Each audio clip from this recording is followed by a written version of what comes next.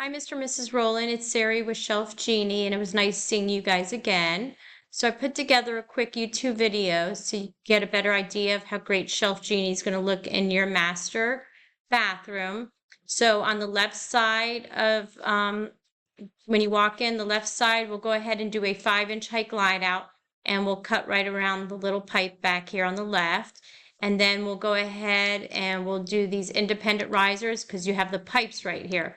So you can pull the left one out and it'll have this slope so you can store medicine, if you wanted to do bottles, whatever you need.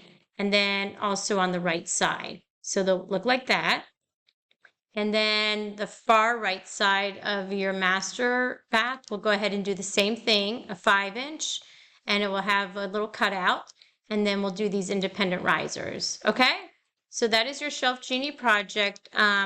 You are doing the classic, which is a lifetime warranty, which you have in your kitchen as well. And just as a reminder, all of our glide outs hold up to 100 pounds. All right? You guys have a great weekend. Thanks for the business. And it was good to see you guys again. Take care.